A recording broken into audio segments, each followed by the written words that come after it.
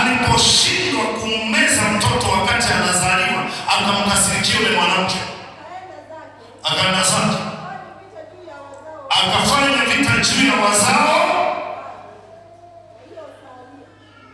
Hii ndio hatua sasa ya pili hii ya kukua. Ndio maana wengi sana kwenye kukua hapa, wakikuvua hapo mgongo, wengine mnachale mpaka kwenye makalio za utotoni, kwa sababu ulikuwa kwa shida, yaani umekuwa kwa tabu, kwa sababu ya thamani yako, kwa sababu ya vita vya wazazi wako.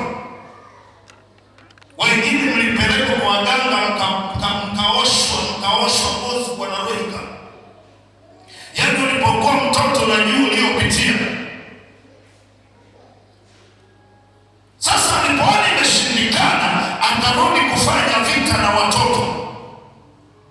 Ndio maana wengi sana kwenye kukua, hata sasa kuna kaupendo fulani kanafuatilia watoto.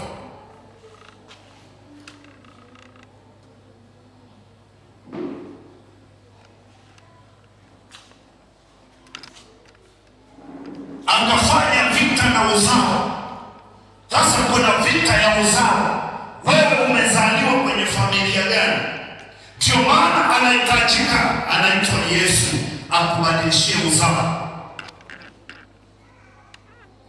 Na sio kwamba vita itaisha, vita haitaisha mpaka Yesu atarudi. Kuna viwango lazima uende unavuka. Uwe ukiwe kabisa akilini kwamba nimemaliza la pili, ninaingia la tatu, ili kwenda la nne lazima nivuke mtihani.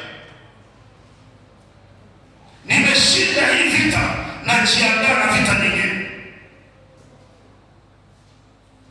Pokea neema ya kuvuka kwa jina la Yesu. Pokea neema